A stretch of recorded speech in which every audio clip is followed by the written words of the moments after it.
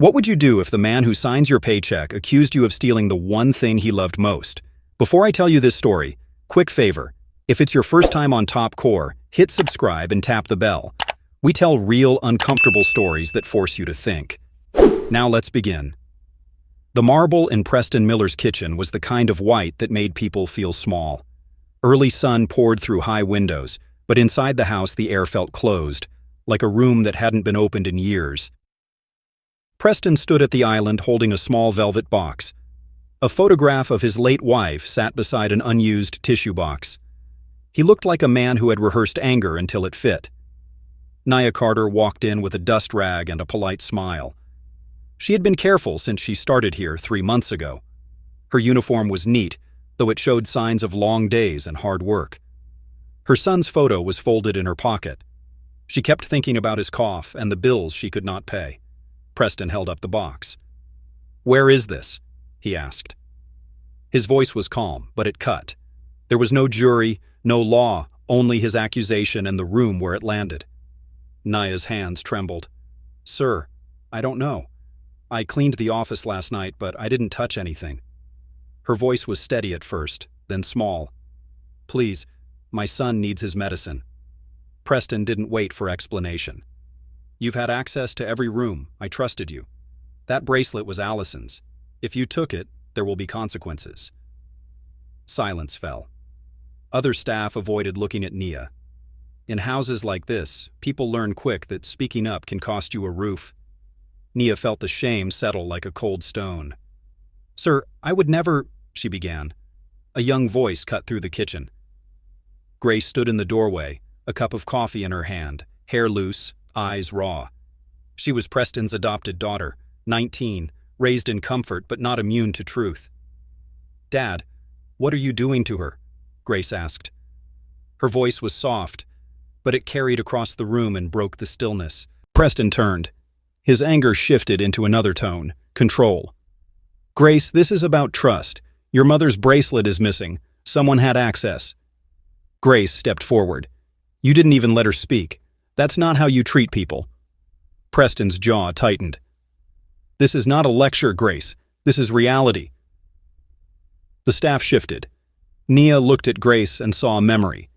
Years ago, when Grace was a child, Nia had saved her from choking on a piece of candy. No one thanked her then. Now Grace did. "Miss Grace," Nia said quietly, "I didn't touch anything. I was here to clean." Grace's eyes filled. "You saved me once. You don't deserve this." Her words were steady, born from a place that had watched her grow through loss and comfort. For a brief moment, Preston's face softened. He looked at the photograph of Allison, as if remembering something he chose to forget. But the softness did not last long. He had taught himself to be sharp after loss. "We'll call the agency," he said. "If anything goes missing again, there will be consequences." Nia gripped her rag as if it were a lifeline. "Please, sir. I need this job. My son—" Preston snapped the velvet box shut and looked away, as if closing the matter could stop the ache. The sound of the lid was final. Grace stood between them, eyes wet. "You can't treat people like this," she said. "Not in this house." Preston's voice was colder now. "She's an employee, Grace. Don't make this harder." Nia stepped back toward the door. Outside, the sun was bright, but inside she felt hollow. The duffel at her feet held more than clothes. It held the small photograph of her child, crumpled receipts, a reminder of every choice that had led her here. Preston's assistant hovered near the driveway, phone in hand. "Mr. Miller, should I call the agency now?" he asked, measured and careful. He had learned how quickly one call could shift everything in this world. "Yes," Preston said without hesitation. "Terminate her. Effective immediately." Nia paused, breathing in, then out. She tucked the photo deeper into her pocket and left the kitchen. Each step felt louder than the last. At the window, Grace watched with her hand against the glass, something like regret heavy in her chest. The front door clicked shut behind Nia like a slow, deliberate verdict. Nia walked down the drive, gravel crunching under her shoes. She paused at the sidewalk and let the sun hit her face, watching the house shrink back into the block. Once it had felt like a refuge. Now it felt like a courtroom. She dialed her sister with hands that trembled. "They let me go," she whispered. Her sister asked about Tommy, the clinic, the bills. Nia lied that she'd manage, though she had no idea how. The unpaid notes at her kitchen table seemed heavier by the minute. Grace watched Nia from the window until she disappeared around the corner. The coffee had gone cold in her hand. The anger in her chest felt raw and dangerous, the kind that makes people act before they think. She should have stayed inside, let the doors close, let the grown people decide. Instead, she shoved the mug aside, pulled on a jacket, and ran to the front hall. Outside, ordinary life went on. A delivery truck rolled by, dogs barked, a kid rode a bicycle. The city did not pause for the small implosion at the Miller house. Across the street, someone saw Nia and did not look away. They watched as she walked, holding a worn duffel close. Their eyes lingered on the small photograph tucked into the strap, a boy's face smiling up. The watcher's phone buzzed, and a message was typed with fingers that moved with purpose. The words were short. "She's out. Begin now. Watch." No one in that house realized how far a single accusation could reach. No one knew who would refuse to let this story rest. Nia had not always worn a uniform. Years before she worked at the Miller house, she studied languages. French felt friendly, Mandarin like a quiet key. She pictured a life with words that opened doors. Then life happened. Rent rose, a landlord left a note, Tommy's cough got worse. Little by little, choices narrowed until classrooms were a memory and cleaning shifts were the only reliable option. The job through the agency felt like rescue. The Miller house was neat and ordered, far from the streets Nia knew. She promised herself she'd be careful, keep her head down, do the work, and bring home pay. She folded Tommy's photograph and tucked it into her pocket every morning, like something to hold on to. He needed medicine. That was the simple, urgent fact that guided her. Preston Miller had a different kind of loss. Publicly, he spoke about responsibility and success. He was the man who signed large checks and smiled at ribbon cuttings. Allison, his wife, had been the heart of his household. She smoothed out days with small, human tasks. When Allison died, the house lost something it could not name. Preston turned to work to drown the quiet and filled rooms with meetings and logic. Grief made him align his life to facts he could control. Grace had come into the Millers' life because Allison insisted. A child brought from the system at 7, Grace learned how to wear privileged surfaces while feeling different inside. She was taught manners, given chances others did not get, and still she carried the ache of not quite belonging. After Allison's death, Grace stayed on, learning how silence could be a shield and how small acts of care mattered more than speeches. The link between Nia and Grace was small and practical. Nia smoothed an extra blanket across Grace's shoulders when she was sick. When laundry burned around holidays, Nia quietly fixed things without fuss. Grace remembered the afternoon when she choked on a candy. Nia had slapped her back and cleared her airway without applause. Those moments made a soft trust between them. No headlines, no posts, just steadiness. After Nia left the house, she walked to a bus stop and tried to fold the breath in her chest into planning. She called her sister and said she would manage. She thought of the clinic coupons she knew and the cheap pharmacies that sometimes had generic inhalers, practical things, survival steps. Back at the Miller house, the staff moved as they always did, quiet, efficient, but the kitchen held the memory of the morning like a bruise. In places where people keep their mouths closed to keep roofs overhead, a single unfair word can ripple. The head cook lost a bonus once for being loud with a guest. The story kept them still. Then Preston's phone blinked.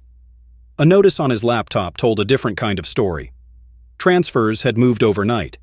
First a small number, then a pattern. Accounts he used for company expenses had been shifted into names he didn't know. The totals climbed fast.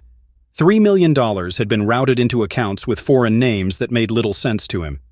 Numbers on a screen do not speak in tones. They simply show what happened. Preston felt his chest tighten with a heat that had nothing to do with grief or anger, but with the cold fact of being exposed where he assumed safety lived. Vincent, Preston's partner, liked clean numbers that moved fast. He championed routes through foreign entities that looked tidy on a ledger. People had whispered about the method, but whispers are easy to overlook when the books balance and profits grow. Preston had trusted Vincent. It is a common thing. Men who made empires learn to trust documents more than awkward questions. Grace watched her father read the screen. "Dad?" she asked. "Call my assistant," Preston said. "Pull the transfer records. Now." Grace felt the house shift under her feet. She knew the face of Nia's hand on her shoulder and the sound of Preston's voice when he was afraid. The quiet between them had become something that might be fixed with truth, but truth often requires work. Nia signed a clinic form and folded the coupon into her wallet. Tommy slept against her shoulder. The nurse smiled, small and kind. It felt like a small mercy in a day that offered few. Across the street, the watcher checked a phone and tapped out another message. The earlier note was simple. "She's out, begin." It sounded like an order more than a rumor. Two paths started to move toward each other. One slow and worn, a woman carrying a child photo and bus fare. The other sharp and practiced, running on signatures and accounts. Neither knew how close they had come. The city kept its stories in pieces, and sometimes those pieces slammed together in ways that change everything in a single day. A single click could change everything, and none of them were prepared for that today. Two lives moved toward a collision, unaware. Sometimes it isn't the truth that breaks a family apart. It's the silence that follows. The Miller estate looked calm from the outside that morning, but inside, tension had a heartbeat. Preston's voice could be heard from his study, clipped and sharp, slicing through the quiet like a paper cut. Grace sat at the staircase listening. She could tell when her father was scared. He hid it under logic, under rules, under a voice that wanted control. "Vincent, what do you mean they're gone?" Preston snapped into the phone. He turned toward the window, blinds half open. $3 million doesn't just disappear." Grace's hands gripped the rail tighter. She didn't understand all the numbers, but she understood fear. It made her father's tone quiver between fury and panic. Preston slammed the phone down and rubbed his forehead. For the first time, he didn't look like the man who could buy anything. He looked like a man realizing he couldn't buy back trust. Meanwhile, somewhere across town, Nia sat at a cafe with her son's cough syrup receipt still warm in her hand. She wasn't supposed to check her phone at this hour, but an email blinked across her screen. The same agency that fired her had sent a notice of investigation. The words didn't even look real. Her fingers shook as she scrolled. They claimed client property and data might have been compromised by a former employee. Her name was listed.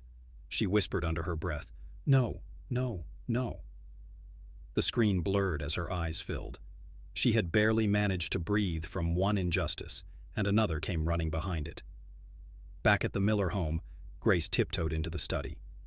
Preston was sitting in front of his laptop, scrolling through banking dashboards, security reports, and a few emails that made his heart pound faster. "Dad?" Grace said softly. "You look worried." Preston looked up, surprised. "Grace, this is not the time." She stepped closer. "You said you trusted Vincent. Now money's missing. Doesn't that tell you something?" Her tone wasn't disrespectful, just certain. Grace had her mother's courage, and sometimes that courage came out as quiet defiance. Preston rubbed his temple. "This isn't about feelings, this is business." Grace looked around the office. The framed degrees, the photos from galas, the award plaques that gleamed under expensive light. "Maybe business is the problem," she said. "Maybe this is about trust and the people you choose to blame." That word, blame, hit him like a punch. He thought of Nia's face, the hurt behind her silence. For a flicker of a second, doubt crossed his mind. "Dad, what if she didn't take the bracelet?" Grace asked. Preston's jaw set. "Don't start that again." "I'm serious. What if you're wrong?" "Grace, enough." He stood up, ending the conversation with movement. Grace wanted to argue, to scream, to throw the truth at him, but the look in his eyes said he needed the illusion of control more than reason.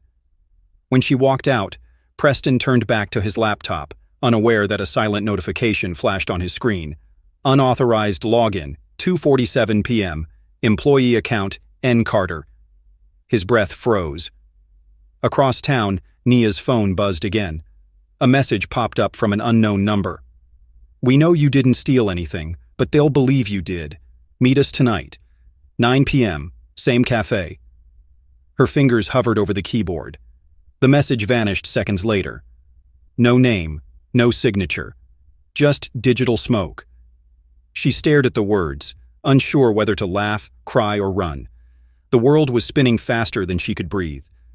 She grabbed her bag and left, unaware that a dark SUV had been parked near the corner for the last 20 minutes. Its tinted windows watched her leave, its engine idling like a patient threat. Back in the house, Grace sat in her late mother's room, the only place that still smelled like comfort. She picked up Allison's old journal and flipped to a page dated 6 months before she died.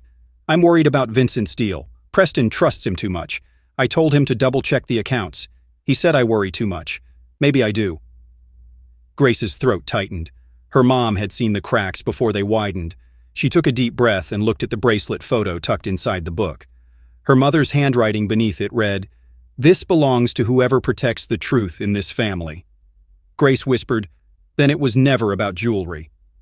And as if on cue, the lights flickered. The house went silent. Too silent. Preston came running from his study. "Grace? Where are you?" "In Mom's room," she yelled. The generator kicked on a few seconds later, but it wasn't the power that frightened her. It was the realization that someone had accessed their security system. Preston checked his phone again. Another alert blinked on the screen. Multiple failed logins detected. Asset account, 9:02 p.m. Grace's eyes widened.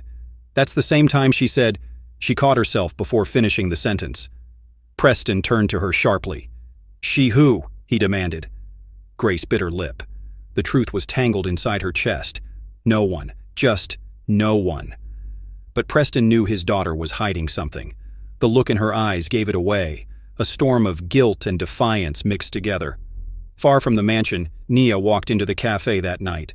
The air smelled of coffee and secrets. She looked around. No one she recognized. Then a man in a dark coat stood up from a corner booth. He had a calm face and an accent she couldn't place. "Miss Carter," he said, sliding a small envelope across the table. "We think you've been framed." Her heart pounded. "Who are you?" He smiled faintly. "Someone who doesn't like seeing good people destroyed." She opened the envelope. Inside were printed screenshots, emails, banking transfers, and a list of names. The top one made her blood run cold. Vincent Hargrove. The man leaned forward. "You were in the wrong place at the right time, Miss Carter. That bracelet? It was never about jewelry, it was a message." Nia's voice cracked. "Why are you showing me this?" "Because you're the only one who can stop what's coming next." He stood, adjusted his coat, and left without looking back. Nia sat frozen, gripping the envelope like it was a live wire. Outside, rain began to fall. Steady, relentless, washing the city clean. And somewhere in the dark, a truth was moving closer to the Miller house. One that would tear everything apart.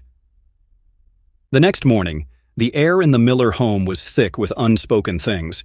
The rain from the night before hadn't stopped. It just whispered against the glass, steady and cold.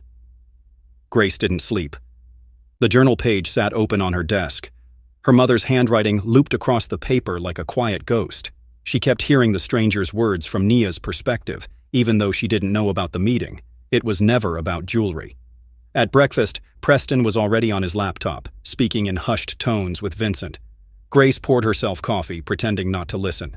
Vincent's voice came through the speaker, low and sharp. "We can fix this, Preston. Just don't bring anyone else into it." Preston said nothing for a while, then asked, "Are you sure it wasn't internal? One of the staff?" Vincent hesitated. "Maybe, but that's not what you should worry about. The press is sniffing around. Handle your household." Grace nearly dropped her mug. "Handle your household." It sounded less like advice and more like an order. Later that day, Grace slipped into her father's study and opened his computer.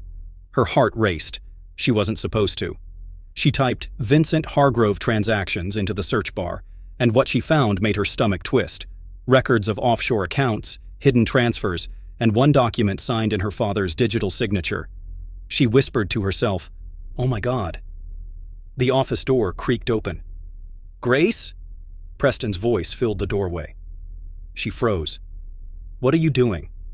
Grace slowly turned around, eyes wet, voice trembling. "Dad, you're being set up." Preston's face hardened. Who told you that? No one, but Mom. She wrote about Vincent. She warned you.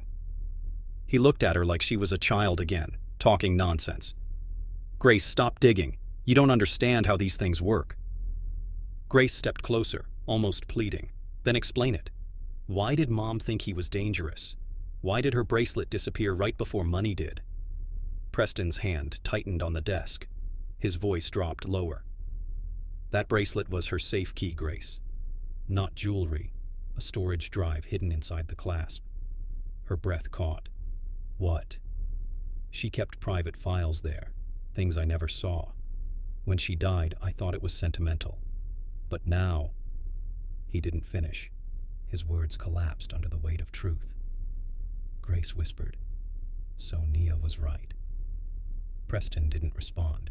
His silence was an answer. He sat down slowly.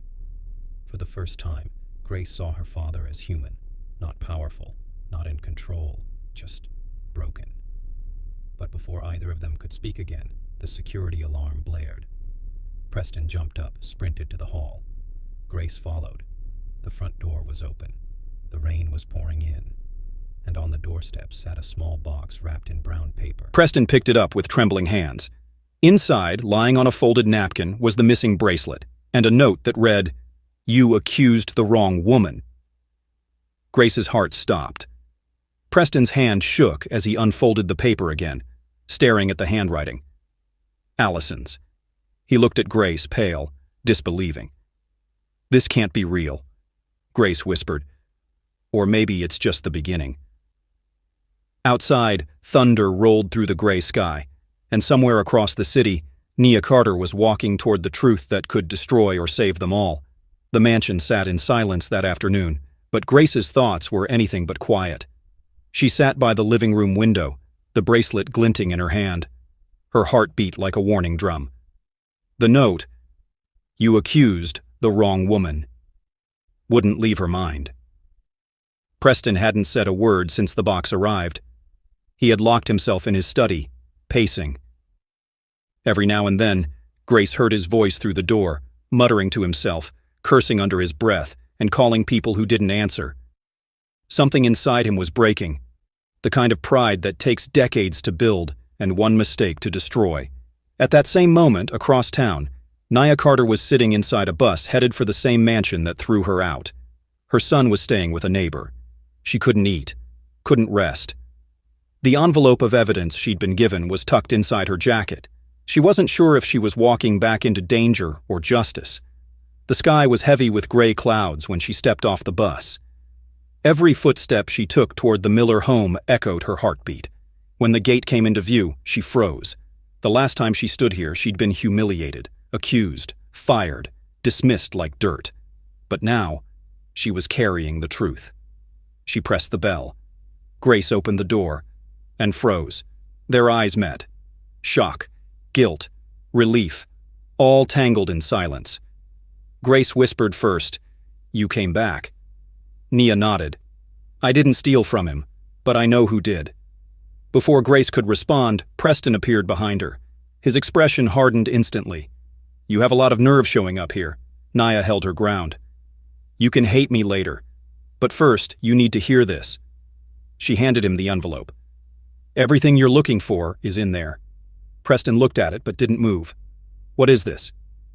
"Proof," she said quietly, "that the man you trust most is the one robbing you blind." For a moment, no one spoke. The air in that hallway turned dense. Grace's eyes stayed locked on her father, waiting for him to either open it or throw it away. Finally, he tore the seal and unfolded the papers. His hands began to tremble. Each page revealed emails, account transfers, hidden companies, all signed by Vincent Hargrove. Grace stepped closer. "Dad, it's real." Preston's voice cracked for the first time in years. "No, this can't. Vincent's been my friend for 20 years. Nia's tone was calm but sharp. "And that's how long he's been learning how to destroy you." Preston's pride shattered. The truth hit him harder than any accusation could. He sank into the chair beside the staircase, the papers trembling in his hands. "What do you want from me?" Nia looked at him, eyes steady.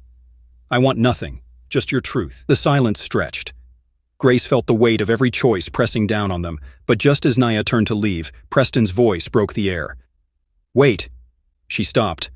Who gave you this? He asked, eyes narrowing. Nia hesitated. Someone who knows what Vincent's been doing. Someone who wants this to end. Why didn't you come to me sooner? Nia looked straight at him. Would you have believed me? That question hit him harder than the truth itself. He said nothing, because they both knew the answer. That night, Grace sat alone in her room, staring at the bracelet on her desk. The rain tapped against the window, soft and restless. Her phone buzzed, a text from an unknown number. She's not safe. Neither are you. Tell your father to stay quiet, or next time it won't be money that disappears. Her blood ran cold. She ran to her father's office, holding up her phone. Dad, look at this. Preston read the message. His face turned pale. They're watching us. Grace's voice shook. Dad, what if they're after Nia too? He grabbed his jacket. Then we find her before they do. The storm outside had turned into thunder now, a storm that mirrored everything about their world, angry, wild, and uncontrollable. As Preston's car pulled out of the driveway, Grace sat in the passenger seat, clutching the bracelet tight in her hand. Neither of them noticed the black SUV parked 2 houses down, its headlights off, engine humming. Inside that SUV, Vincent Hargrove watched them drive away. His phone lit up. A message appeared. They know. He stared at the screen for a long moment before whispering, Then it's time to finish what we started. Lightning split the sky open, and the hunt for truth had officially begun. Preston's car screeched to a halt outside Nia's apartment complex. The building looked quiet, but his instincts told him something was wrong. Grace followed close behind, her heart racing. The hallway lights flickered as they climbed the stairs. Apartment 3B, Nia's door, was slightly open. Stay behind me, Preston said. He pushed the door gently. Inside, the apartment was dark. The smell of rain mixed with something else, panic. A cup of tea still steamed on the table. A chair had fallen over. Nia? Grace whispered. No answer. Preston turned on a lamp. Papers were scattered across the table, the same documents Nia had shown him, but now torn, as if someone had been searching for something. He picked up a half-shredded piece of paper. On it was written a phrase that made his blood run cold. Project Caden, Phase 2 launch. Grace frowned. What is that? Preston shook his head slowly. Something Vincent was building behind my back. Suddenly, a phone buzzed from under the couch. Grace picked it up. It was Nia's. The screen flashed with one last unsent message. Grace, if you're reading this, don't trust... The message ended mid-sentence. Grace's voice broke. Dad. They took her. Preston's eyes burned with fury. He's making this personal. He turned toward the window, and that's when he saw it. Across the street, a man in a black coat was watching them. Preston moved fast, grabbing his coat and running outside. Grace shouted after him, but he didn't stop. By the time he reached the street, the man was gone, just tire marks on wet pavement and the echo of rain. Grace came out breathless. Dad. He looked around, drenched, shaking. She's in danger because of me. Grace grabbed his hand. Then we don't stop until we find her. They went back inside, and Preston's eyes fell on a photo lying on the floor. It was Nia and her son, but someone had drawn a red circle around the boy's face with a marker. Grace gasped. Oh my God, they're threatening her child. Preston clenched his fists. No more hiding. Vincent wanted to play this game? Then he's about to see what happens when a man loses everything he loves. Lightning flashed through the window. Grace whispered, Dad, what if he's watching right now? Preston turned toward the light, his reflection staring back, older, tired, and filled with rage. Then let him watch. And at that exact moment, in a warehouse miles away, Nia sat tied to a chair, her face bloodied, but her eyes still fierce. Vincent circled her slowly, speaking with quiet venom. You should have stayed in your place, Nia. You could have kept cleaning floors, but no, you had to play hero. Nia spat blood on the ground. You think money makes you powerful, but truth doesn't need a paycheck. Vincent smiled. We'll see how long that courage lasts. He turned to his men. Send a message to Preston Miller. Tell him the maid he defended won't be around much longer. The room went dark. Only the sound of rain and Nia's steady breathing filled the air. She whispered to herself, if I survive this, I'll make sure the world knows exactly who you are. Outside the warehouse, thunder cracked like judgment from the sky, and in that moment, the real war had just begun. You ever seen truth hit harder than a gunshot? That's what it felt like when Madison pressed play. Everyone froze, like time had swallowed the room whole. The giant plasma screen came alive, showing the kitchen security footage from 3 nights ago. The billionaire Richard leaned forward in his leather chair, eyes fixed while his wife clutched her pearls, trembling. There she was, Gloria, the black maid, standing at the counter, wiping a glass. Nothing unusual. But then, a young man in a black hoodie slipped in through the back door. It wasn't Gloria, it was Dylan, Richard's son. He walked straight to the wine cabinet, opened the drawer and pulled out a silver envelope. Inside it, cash. He stuffed it in his pocket, turned around and bumped into Gloria. She flinched, startled. Dylan smirked, whispered something in her ear, and left the kitchen. The video ended. Silence. Richard's hand fell from his chin. His face went pale, like a man seeing his own grave. Play that again, he whispered. Madison did. The same scene, the same truth. Dad, she said quietly, you accused her of stealing. You called her names, humiliated her in front of everyone. But it wasn't her. It was Dylan. His wife gasped, whispering, "Oh my God. Our son?" The air thickened. Gloria stood in the corner, her hands shaking, not from fear but from years of silent humiliation finally breaking open. "I told you," she said softly, her voice trembling but strong. "I told you I never took a thing from this house, but you didn't even let me speak." Madison stepped closer to Gloria. "She tried to tell you, Dad, but you had already decided who she was." Richard's voice broke. "Why would he do this?" "Dylan, my boy." Madison didn't blink. "Because you raised him to believe he could get away with anything, because you let him think money made him untouchable." The billionaire sank into his chair, his chest heaving. The truth had landed like a stone through glass, clean, sharp, irreversible. Gloria turned to leave, but Richard stopped her. "Gloria, wait." She froze, still facing the door. "I'm sorry," he said, his voice cracking. "I've said things I can never take back." Gloria slowly turned around. Tears glistened in her eyes, but there was no anger, just pain that had lived too long in silence. "Sir," she said, "I've been cleaning this house for 12 years. I raised your daughter when you were too busy making money. I never asked for your respect, just your fairness, but that you couldn't give." Madison tried to hold back tears.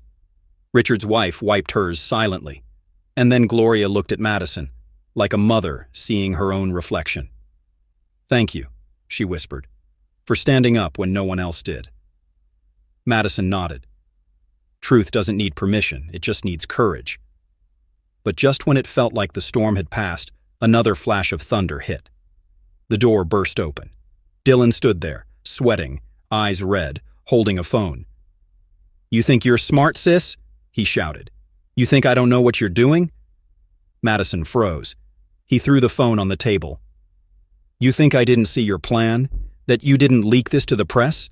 Dad's company stocks are already crashing. You ruined everything." Richard's head shot up. "What did you say?" Dylan's smirk returned. "Oh yeah, while you were busy crying for your maid, our billion-dollar empire's falling apart." Everyone gasped.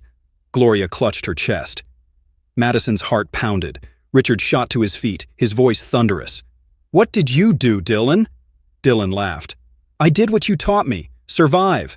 You wanted me ruthless? Well, here I am." His eyes darted toward Gloria. "And you?" He spat the word. "You think this changes anything? You're still nothing." Before Richard could speak, Gloria stepped forward, her face calm, her voice steady as stone. "You're wrong," she said. "I'm everything you'll never be. Because I know what it means to work, to love, to lose, and still walk with my head high." For a moment, Dylan flinched, like the truth burned more than shame. But before anyone could say another word, Madison's phone buzzed. She looked down and froze. Breaking news alert. Henderson Corporation faces insider leak scandal. Federal investigation imminent. Her face went pale. She looked at her father. "Dad, they're coming for us." And just like that, the house that once stood for power and control began to crumble. The billionaire who thought he ruled everything realized he couldn't even control the truth. The storm wasn't over. It was just beginning. By morning, the news had spread across every major outlet. The Henderson mansion, once a symbol of untouchable wealth, was now the face of betrayal, racism, and corporate scandal. Reporters gathered outside the gate, helicopters circling above. Every screen from New York to Los Angeles carried the same headline. Billionaire family exposed. Maid vindicated. Son accused. Inside, chaos ruled. Richard sat alone in his study, his tie loosened, his eyes hollow. The empire he built brick by brick was collapsing in real time. "Sir," his lawyer said over the phone, "they've frozen your accounts. The feds want to question Dylan." Richard rubbed his temples. "What about Gloria?" "She's clean," the lawyer replied.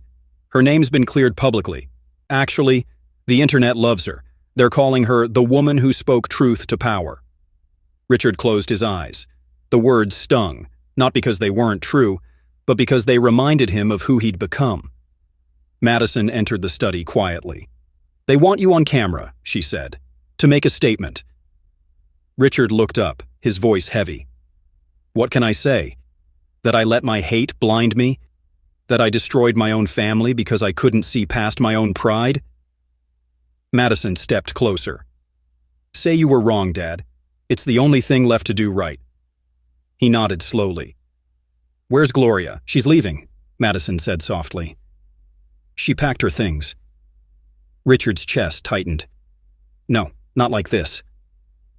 He rushed downstairs. Gloria was standing by the door, her small suitcase beside her. "Gloria, please," he said, his voice trembling. "Don't go." She turned, her eyes calm but distant. "Sir, I've lived in this house too long to mistake guilt for change." He swallowed hard.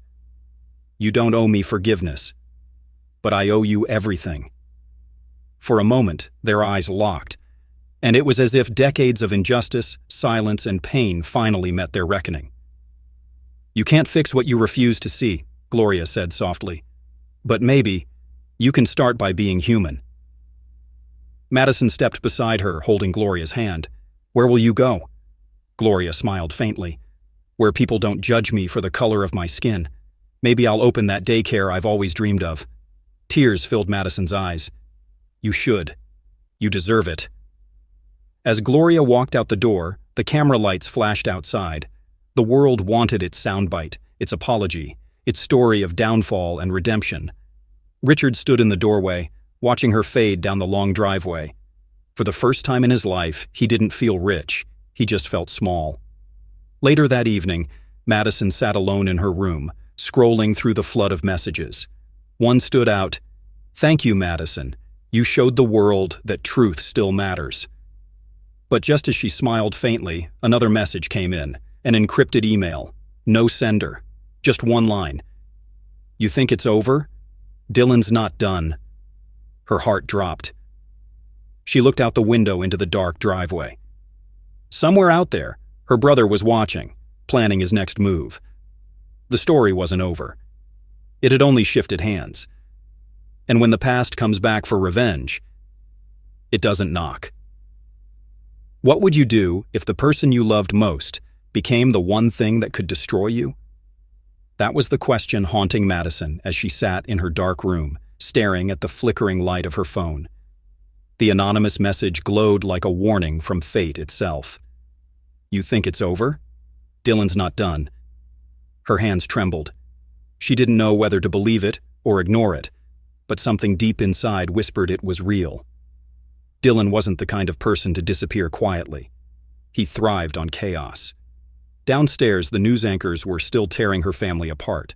The Henderson empire, once worth billions, was now under federal investigation.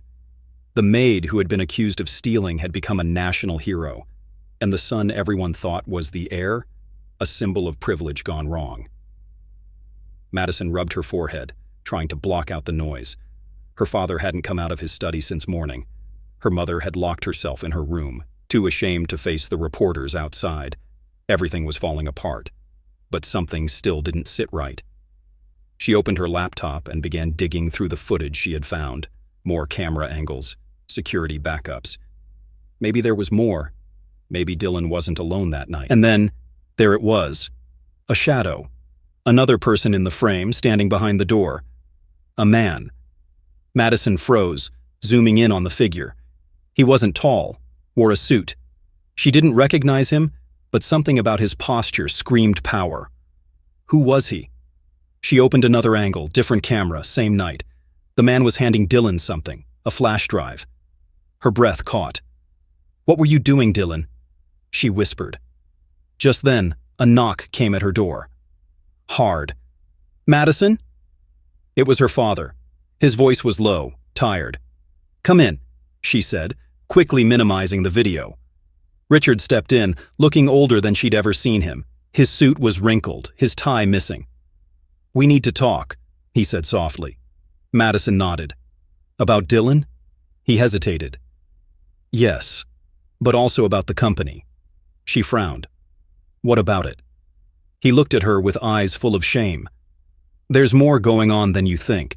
What happened to Gloria wasn't just about prejudice, it was about control." Her heart raced. "Dad, what do you mean?" He sighed, sitting on the edge of her bed. "I built this company on secrets, deals that should have never been made. Dylan found out. He threatened to expose everything unless I gave him full control of the board." Madison's jaw dropped. "He blackmailed you?" Richard nodded slowly. "He said if I didn't, he'd leak the files. Data showing years of tax manipulation, illegal mergers, all of it. And then, the theft happened. I thought Gloria did it. But now I see... Dylan staged everything to distract me." Madison's stomach twisted. "So the money, the footage, all of it was part of his plan?" Her father's eyes filled with tears. "He wanted to destroy me, to make me pay for loving him too much and raising him wrong." For a moment, the room was silent. The only sound was the rain against the window. Madison's voice shook. "Dad, we have to find him." Richard nodded, standing.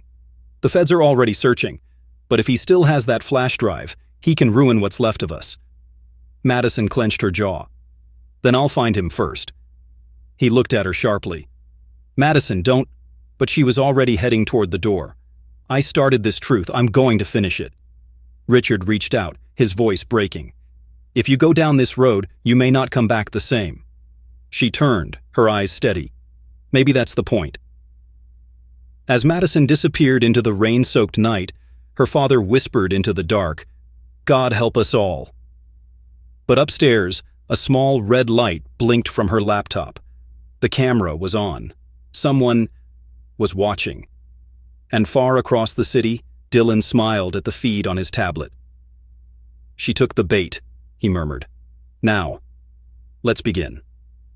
The storm had swallowed the city whole. Madison drove through the rain, windshield wipers slicing through sheets of water. Every mile felt like she was driving deeper into the unknown. She had tracked Dylan's phone signal to an abandoned factory on the outskirts of town, once owned by Henderson Industries. Now, just another ghost of her father's empire. She parked outside, heart pounding. The air smelled of rust and gasoline. A single light flickered inside. "Dylan?" she called out. No answer. She stepped inside, flashlight trembling in her hand. The walls were covered in old corporate posters. Innovation, integrity, legacy. Words that meant nothing now. A voice echoed from the shadows. "Careful, sis. You might trip over Dad's lies." She spun around. Dylan stepped out from the darkness, wearing a black coat, his hair damp, his eyes wild. "Where's the drive?" she demanded. He smirked. "Why do you want it? So you can save Daddy again?" "Because you're going to destroy lives with it." "Good," he snapped. "Let the world burn." He built that company on blood money, Madison, on people like Gloria who worked while he stole. Her eyes filled with tears. "So your revenge is to hurt everyone else?" That's not justice, Dylan. That's hate. He laughed bitterly. Don't lecture me about hate. You lived your whole life pretending you weren't adopted, pretending you belonged. You don't even know where you came from. Madison froze. What did you say? Dylan's grin widened. Oh, you didn't know, did you? Ask Daddy who you really are. Her pulse raced. You're lying. He shrugged. Am I? The adoption papers were sealed for a reason. Maybe you should dig into that before preaching to me about truth. Before she could speak, a loud thud echoed behind her. The door slammed shut. Dylan's voice dropped to a whisper. We're not done yet. He pulled a remote from his pocket and pressed a button. A large screen flickered to life behind him, showing live footage from the Henderson mansion.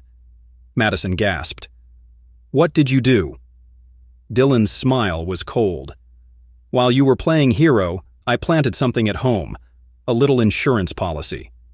The screen zoomed in, showing men in suits entering the mansion, FBI agents. Richard was being handcuffed. Madison screamed, Dylan, no! He turned away, eyes gleaming. Welcome to the truth, sis. Everyone pays.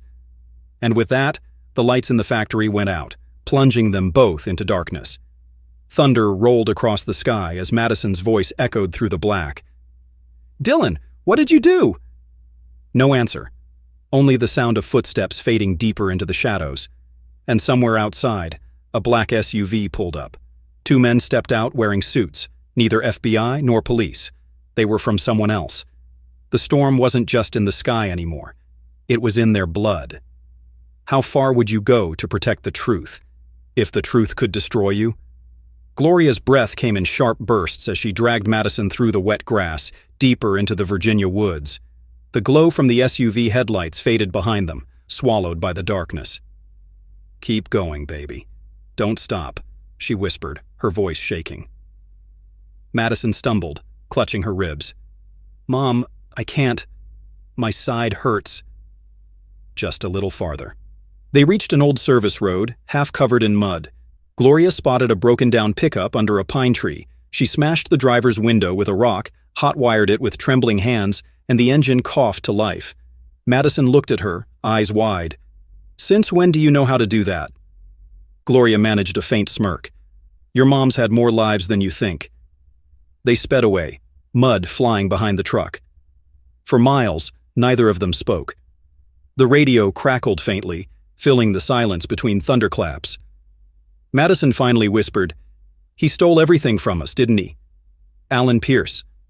Gloria nodded slowly. He took your father's company years ago, piece by piece. Your dad thought he was helping rebuild, but Pierce was laundering millions through fake accounts. When I found out, he fired me and threatened me if I spoke up. Madison's stomach tightened. So you went to work for Dad to keep an eye on him? Yes, Gloria said softly. I thought being near his circle would keep you safe. But the moment I saw how much you looked like me, I knew it was only a matter of time before he realized the truth. Rain hammered the windshield harder. Gloria's hands gripped the wheel tighter. Madison stared out at the dark road. Mom, why didn't you fight back? I did, she whispered.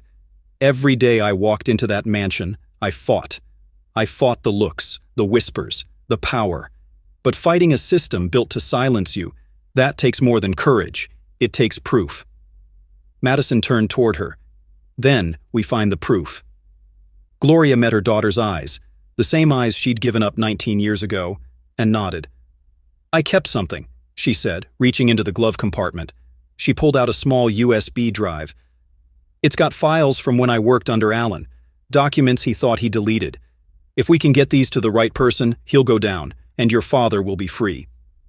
Madison stared at the drive, realization dawning. You've had this the whole time? Gloria nodded. But I didn't know if the world would believe a black woman's word over a billionaire's. Madison swallowed the lump in her throat. Then they'll believe mine. I'm his daughter. We do this together. Gloria's eyes filled with pride and fear. Then we need someone we can trust. Madison thought for a moment. Grace. She's loyal. She'll help. Gloria hit the brakes. Are you sure? If Alan's watching your father's company, she might be in danger too. She's stronger than she looks, Madison said firmly. We have to try. As they turned back onto the highway, the faint light of dawn began to cut through the fog. For a moment, the world felt calm. But calm never lasts long when truth is on the run.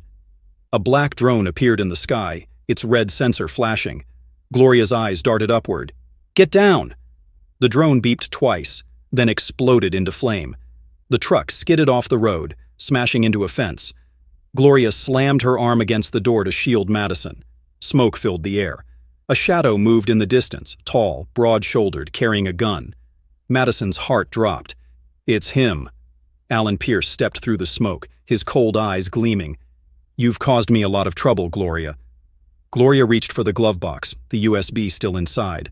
Alan smirked. Looking for this? He held up an identical flash drive, twirling it in his fingers. Madison's breath hitched. Before she could finish, Alan's men surrounded the truck, guns raised. Alan leaned in close, voice low and venomous. You thought you could outsmart me with a piece of plastic? I own everything, even your truth. Gloria's jaw tightened. Not this time. Her hand darted out, slamming the door open into him. Madison bolted through the passenger side, clutching the real USB in her fist. Alan shouted, Don't let them get away. Gunfire tore through the trees as mother and daughter ran once more, this time not away from fear, but toward the fight. By the time Gloria and Madison reached the city outskirts, the truck was gone, their clothes soaked, their breath heavy with adrenaline. They ducked into an abandoned church. Stone walls cracked, stained glass shattered, candles melted into puddles of wax. Madison leaned against the pew, clutching her chest. They won't stop. He wants us dead. Gloria crouched beside her, brushing blood from her temple. He wants the drive.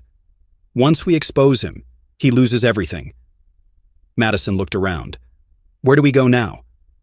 Before Gloria could answer, a figure appeared at the door, a woman holding an umbrella. It was Grace. She stepped inside slowly, eyes filled with both fear and relief. I followed your signal. When you didn't answer, I tracked your phone. Madison's voice cracked. You shouldn't have come. Grace shook her head. Your father's in danger too. Alan's using his name to move money out of the country. I saw the accounts. Gloria reached into her coat, pulling out the USB. Then this is our only chance. Grace hesitated. You have no idea how deep this goes, Gloria. Alan's connected to people in government. If you release this without protection, we'll be dead anyway. Gloria cut in. At least this way, the truth will mean something. The three women sat in silence for a moment. Rain tapped against the broken glass like the rhythm of fate closing in. Madison broke the silence. Grace, there's something you need to know. Grace turned. What is it? Madison looked down, then up again, voice trembling. Gloria's not just the maid. She's my mother. Grace's eyes widened. Oh my God. Madison nodded. And Alan's the one who forced her to give me up. My father didn't know. Not at first. But when he found out, he hid it. That's why he accused her. Guilt. Grace sat back, stunned. The weight of the revelation hung heavy in the air. Finally, she whispered, You two are living proof that the system breaks people who don't fit its mold. Madison clenched her fists. Then we'll break the system back. Gloria plugged the USB into Grace's laptop. The screen flickered, loading encrypted files. Dozens of transactions appeared. Money trails leading to shell companies, fake charities, and names of officials on Alan's payroll. Grace gasped. This is enough to bury him. But before they could react, the sound of footsteps echoed through the church. Madison froze. They found us. Grace slammed the laptop shut. We can't fight them here. Gloria looked around. There's a basement, through the back. They ran down the narrow stairs as the door burst open above them. Alan's voice echoed through the sanctuary. You can hide in the dark all you want, Gloria, but the truth always finds the light. Below, Madison whispered to her mother, He's right, but this time, the light's ours. Gloria smiled faintly through tears. That's my girl. They reached a steel door at the bottom of the stairs. Gloria pressed her hand against it. Old shelter from the 1950s. He won't find us here. Inside, Grace opened her laptop again, connecting to a weak signal. If I can get this to a news server before he cuts the power... Suddenly, a voice came through the basement intercom. Alan's. You really think you're heroes?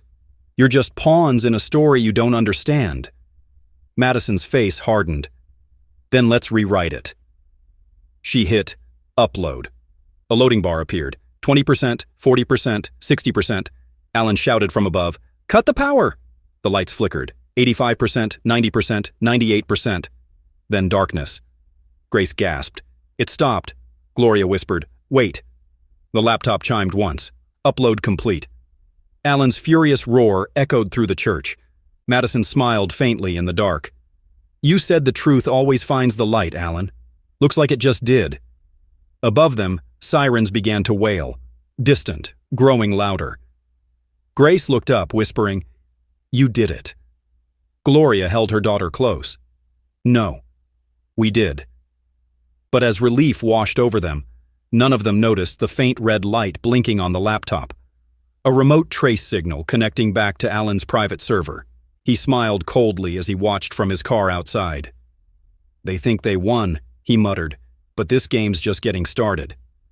When the truth finally surfaces, who pays the price for it?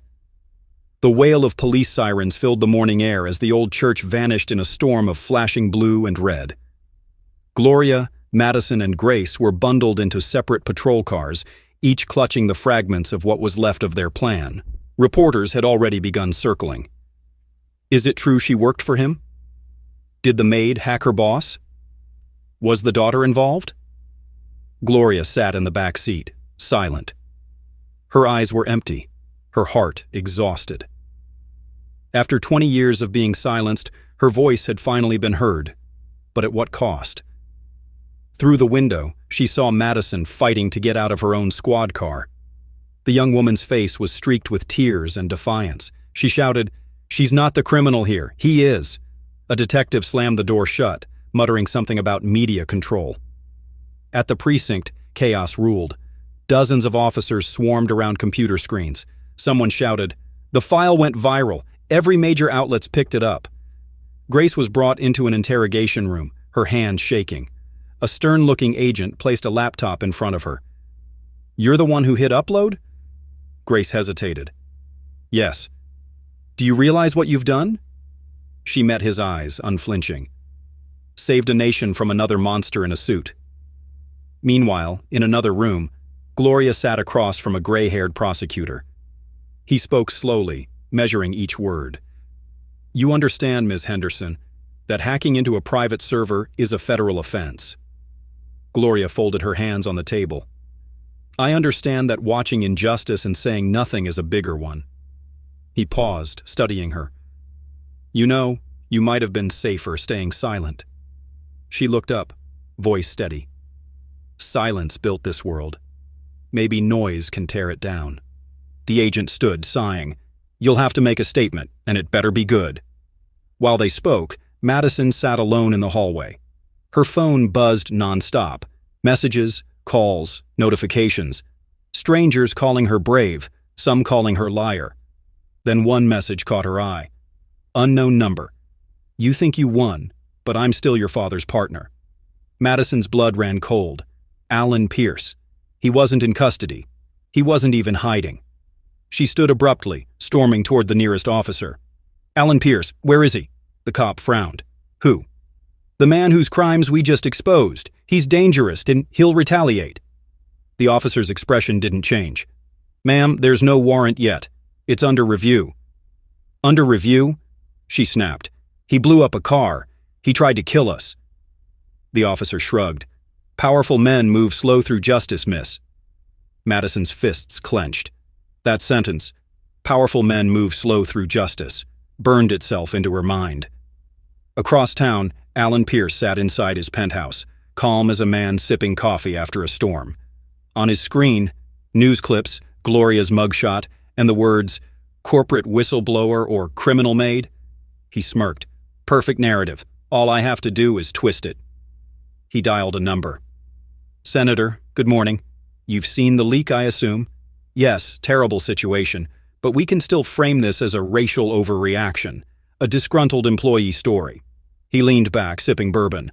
By tomorrow, she'll be the villain. Again. Meanwhile, back at the precinct, Madison overheard a whisper between two detectives. Alan had just filed a defamation lawsuit. Her stomach dropped. "He's turning this around," she whispered. Grace rushed in moments later, pale. "They're freezing the files. Someone in the department's helping him bury it again." Madison's pulse raced. "Then we go public ourselves." Gloria looked up, weary but fierce. "You mean live? On air?" "Yes," Madison said, eyes blazing. "On air, from the same house where he accused you. Let America see what he's done, from the inside." Gloria hesitated, then nodded. "Then we do it together. Mother and daughter. One truth." They left under the cover of night, Grace arranging a small film crew through a friend at a local station. Every second felt like walking on glass. By midnight, they stood outside the Pierce estate, the mansion that once silenced Gloria, now waiting to witness her voice. Cameras blinked red. Lights cut through the fog. Grace whispered, "We're live in 3, 2, 1. Madison took a deep breath. "America," she began. "You've seen the headlines. You've heard the lies. But tonight, you're going to see the truth." Gloria stepped beside her, holding the real USB drive. "I worked in this home for years, accused, humiliated, nearly destroyed, but the real thief was the man who owned it." She plugged the drive into a laptop. Files appeared on screen. Transfers, emails, signatures. Gasps echoed from the crew. Gloria continued, voice trembling but strong. "He took what wasn't his, from his company, from his family, from me." Madison added, "And he used my father's name to hide it." Before she could continue, the lights flickered, then went dark. A deep voice echoed from the shadows behind them. "Turn off the cameras." It was Alan. "Because if they see what comes next," he said coldly, "the world will never forget it." The rain had returned, heavier now, pounding against the estate windows like war drums. Cameras spun to capture Alan stepping into the frame, his designer suit soaked, his jaw tight. The live broadcast was still running. Millions were watching. "Alan Pierce," Madison said through clenched teeth, "the world is watching you." Alan smiled. "Good. Then they'll see how easily truth can be manipulated." He reached into his pocket and pulled out a sleek device, a small remote. "See, Madison, your truth might be powerful, but mine controls the narrative." He pressed the button. Screens behind them flashed with edited footage, clips of Gloria yelling, taken out of context, snippets of her entering the office late at night, doctored bank logs suggesting she had taken the money. Reporters at home gasped. Comment threads exploded. Gloria's knees buckled. No, that's not real." Alan turned toward the camera, feigning grief. "I took her in. I trusted her. This is betrayal." Madison's voice shook with fury. "You liar!" Alan laughed quietly. "The world believes what it sees, and I own what it sees." But then Grace stepped forward, holding a small mic transmitter. "Not anymore, you don't." She flicked a switch. Suddenly, Alan's private call recordings began playing live on air. Recordings of him threatening Gloria, bribing senators, even discussing disposing of the Maid. Alan froze. The audience watching online went wild. Madison whispered, "Grace, you brilliant woman." Grace smiled faintly. "I may work in PR, but I keep receipts." Alan lunged for her, grabbing her wrist, but Gloria stepped between them, eyes blazing. "Don't touch her." Alan sneered. "Or what?" Gloria didn't hesitate. She slapped him hard enough that the mic picked it up across the country. The crowd outside the gates erupted. Alan stumbled back, red-faced. "You think you can humiliate me on my property?" Gloria glared. "You humiliated yourself." Police sirens blared again. But this time, they weren't there for her. Agents flooded the driveway shouting, "Alan Pierce, you're under arrest for conspiracy, fraud, and attempted murder." The cameras caught everything, the cuffs snapping shut, the look of pure disbelief on Alan's face. Madison clutched her mother's hand. "It's over." But Gloria's gaze darkened. "Not yet." She turned toward the camera, tears spilling freely. To every maid, every worker, every black woman who was silenced. This isn't just my fight, it's yours. They called me a thief, but tonight I took something back. My name. The internet exploded. Hashtags flooded the screen. Want justice for Gloria. Want your Pierce exposed. Want your truth on live TV. Alan was shoved into a police car, but as it pulled away, he looked out the window and smirked. Run all you want, he mouthed silently. You can't escape me. Gloria turned to Madison, confused. What did he say? Madison's eyes stayed fixed on the car disappearing into the storm. She didn't answer, because deep down she knew Alan Pierce wasn't done, and what he left behind would change everything they thought they'd won. The morning after Alan's arrest didn't feel like victory. It felt like a storm with no thunder, just quiet, waiting for something to break. Gloria woke up in her daughter's apartment, sunlight pouring through half-open blinds. The TV was still on from the night before, her face frozen on the screen mid-sentence, eyes fierce and wet with tears. Every network replayed the moment. Every news host had an opinion. Some called her brave, others called her unstable, and a few, the loudest ones, called her a liar. Grace called early. We're trending worldwide, she said, voice trembling. You've started something bigger than you can control. Gloria sighed. Control's what got us here in the first place. Madison entered the kitchen, her phone buzzing nonstop. Mom, look at this. There are protests, real ones, outside his company's headquarters. People are demanding justice for every domestic worker he fired without cause. Gloria turned away from the screen. Justice isn't protests, baby. Justice is peace. And I don't have that yet. Madison sat across from her. He's in jail, Mom. What more do you want? Gloria looked down at her trembling hands. Truth without repair is just exposure. Meanwhile, across the city, Alan Pierce sat in a federal holding cell, still wearing the same tailored suit, now creased and stained. Two lawyers stood on the other side of the glass. Alan, one said carefully, they've frozen your assets. You're facing multiple charges: fraud, wire theft, attempted homicide. But what? Alan snapped. There's talk, the lawyer continued, lowering his voice. 2 senators, a judge, and 3 CEOs, they're all linked to your offshore accounts. They want this case to disappear. Alan smirked. Then make it disappear. We can't do that if the maid keeps talking. Alan leaned back, eyes glinting. Then make her stop. That afternoon, Gloria and Madison were invited for a televised interview on Morning Focus, the nation's most watched show. The producer told them, be honest, be emotional. But remember, the public's fickle. You have one shot to keep them on your side. The cameras rolled. The host smiled warmly, turning to Gloria. You've become the face of a movement, Ms. Henderson.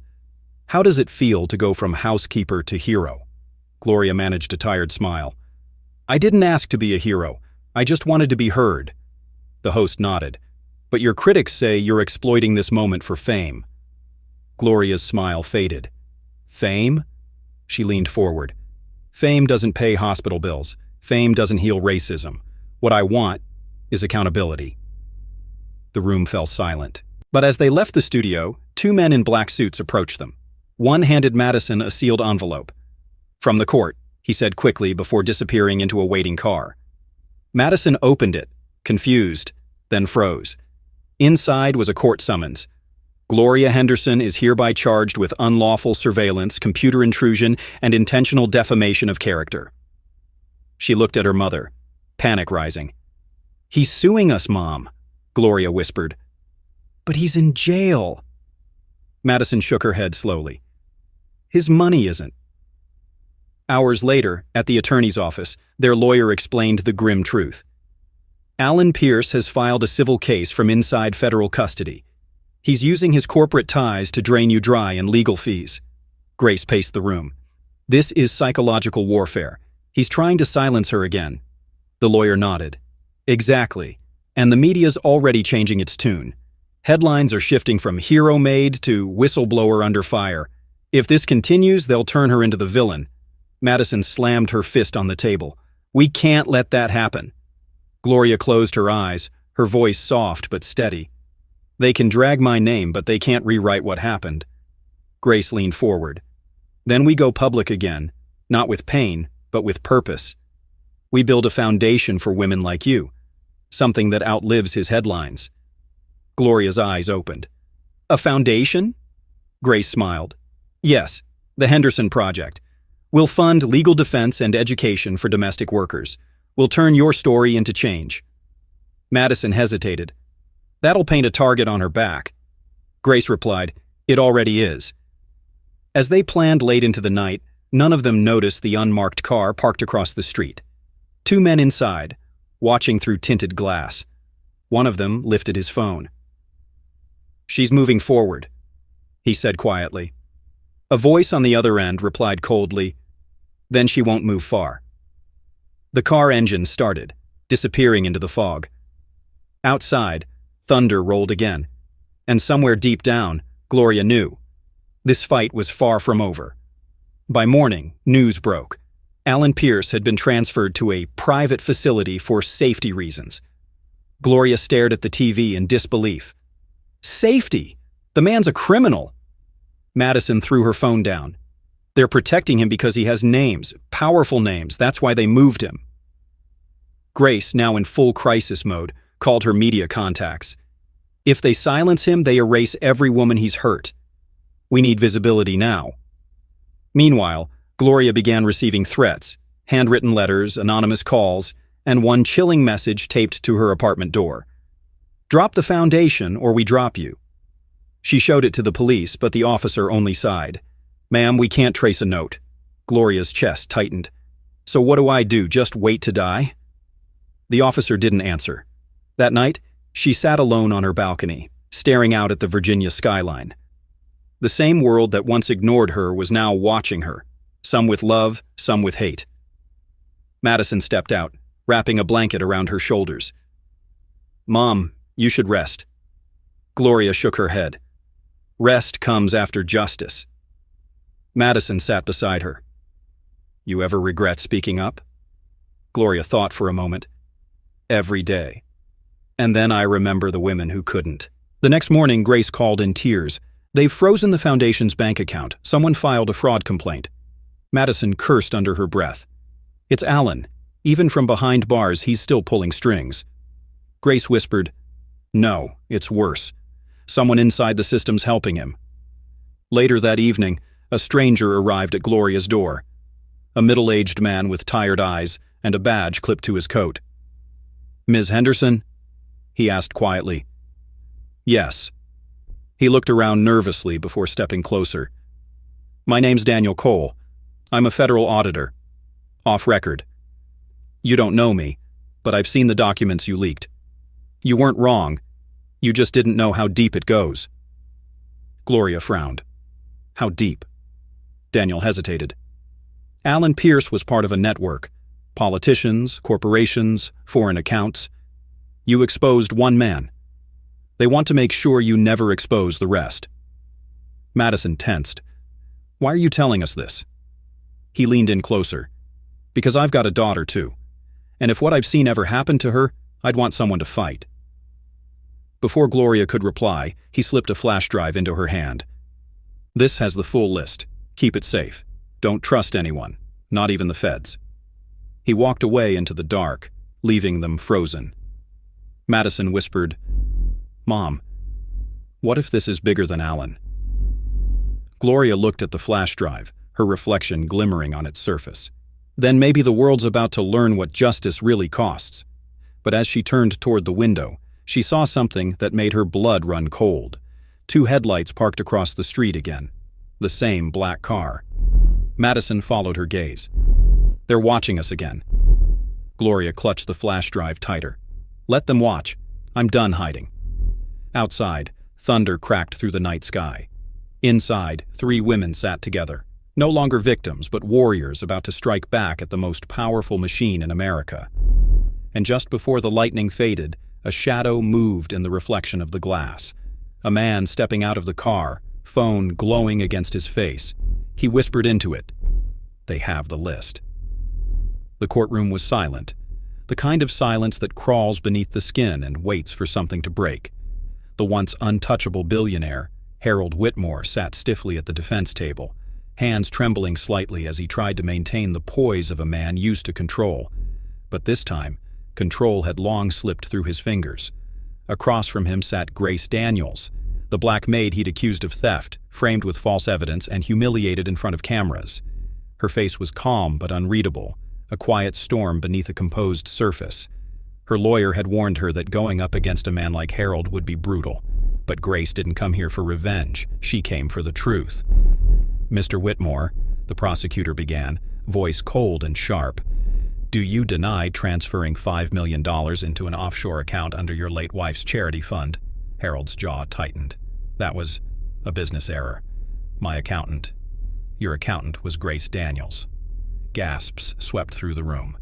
Harold looked up sharply, caught off guard. Grace's eyes didn't move. She stared right through him, her silence more powerful than any words. For years, Harold had dismissed her, mocked her accent, her background, her dark skin. He thought she was invisible, someone who existed to clean up after his life. What he never realized was that Grace had been the one protecting his empire all along. She knew his codes, his transfers, his secrets. But that day, the real blow came from the side he never expected, from his daughter Julia. Julia rose from her seat. Her usually calm demeanor was gone, replaced with something sharper, heavier, disappointment mixed with defiance. "Dad," she said softly, "tell them who Grace really is." Harold's face went pale. "Julia, please." "She's not your maid," Julia continued. "She's the woman who saved this company when Mom died. She stopped the fraud that could have sent you to prison years ago. She worked night and day while you blamed her for everything." The crowd murmured. Reporters scribbled furiously. Harold tried to speak, but Julia's next words sliced the air. "And the worst part? You accused her of stealing the bracelet, Mom's bracelet, the one she gave Grace before she died." The courtroom erupted. Cameras flashed. The judge slammed the gavel. Harold sat motionless, his eyes wide, as Grace slowly reached into her purse and pulled out the very bracelet. The silver gleamed under the fluorescent lights. "Your wife told me to keep it," Grace said softly. She said, "If anything ever happens to me, protect my daughter. She'll need you more than he will." Julia covered her mouth, tears spilling freely. For the first time, Harold's arrogance cracked into something human.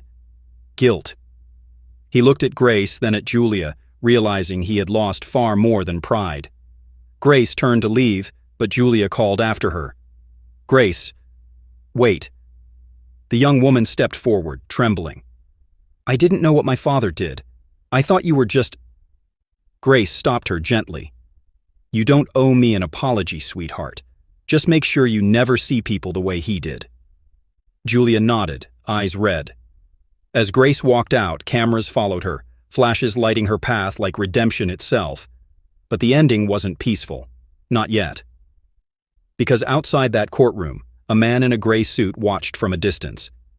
He was the CEO of a rival company, the one who had orchestrated the scandal to begin with. He smirked, muttering under his breath, "Let the family destroy itself. The rest is mine."